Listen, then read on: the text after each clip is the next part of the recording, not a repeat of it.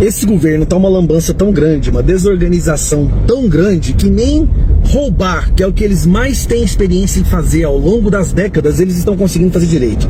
Essa tentativa amadora de criar essa licitação do arroz para roubar milhões do povo brasileiro, obviamente foi escancarada e todo mundo já sabe. Só que a lambança piorou. O responsável pela licitação, o Neri Geller, né, que inclusive o filho dele tinha ligação com um sócio que ganhou boa parte dos lotes aí da licitação, que por isso ele foi exonerado, ele soltou agora, participou de uma entrevista, onde ele falou que ele não pediu demissão, ele foi demitido, exonerado por Fávaro, né, o ministro lá da Agricultura. Aí olha a situação como é que complica. O Neri Geller, que é o centro, né, que é o eixo de todo o esquema aí que veio à tona, ele que tá ligado com esses empresários que fecharam boa parte dos lotes, inclusive o cara lá da mercearia já fugiu pra Europa, que sabe que vai gente presa, só não sei se vai ficar preso, porque no Brasil o corrupto fica preso, né? Mas o Fávaro foi lá e demitiu o Neri Geller sem nem conversar com ele, nem teve a dignidade de chamar o cara e conversar com ele antes. O Neri Geller ficou sabendo pela imprensa que havia sido demitido.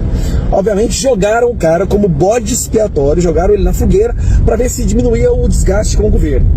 Só que o que eles não contavam é que o Neri Geller fosse lá dar uma entrevista falando: olha, eu não pedi demissão, eu fui exonerado, eu não vou ser bode expiatório disso daí, mas também ele fala, eu não vou sair atacando e não vou falar mal do Fávaro. Só que logo na sequência ele fala que o Fávaro não tem articulação com a bancada do agro na Câmara dos Deputados e que o Fávaro centraliza tudo. Peraí, se o Fávaro tem um problema de centralizar tudo, então o Fávaro é o responsável por essa lambança dessa licitação corrupta que agora virou um dos maiores escândalos do governo.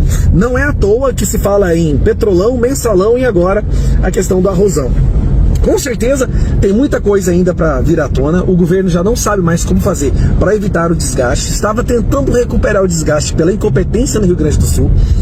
Nós temos que lembrar que a demonstração da inépcia e da incompetência desse governo na crise do Rio Grande do Sul prejudicou muito essa facção criminosa, e justo quando eles achavam que o povo já estava esquecendo a tragédia do Rio Grande do Sul, aí entra o escândalo do arrozão, que agora foi anulado, eles dizendo, eles vão fazer uma nova licitação.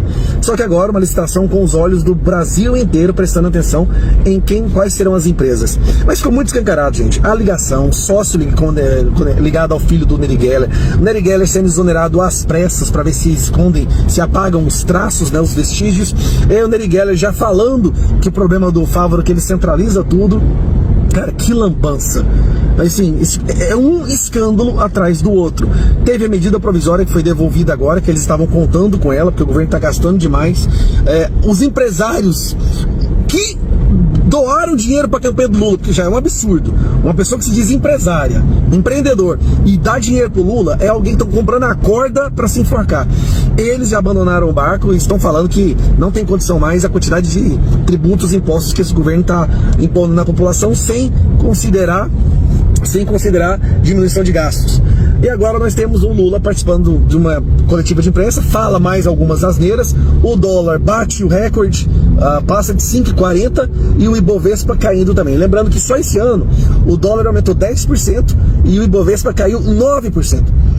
Ou seja, bolsa de valores caindo, investimento indo embora, o dólar ficando mais caro, o Brasil tem que importar praticamente todos os produtos industrializados que nós temos, então vai ficar tudo mais caro, o dólar subindo, gasolina fica mais cara, ou seja, o alimento também fica mais caro, porque todo alimento é transportado por caminhão.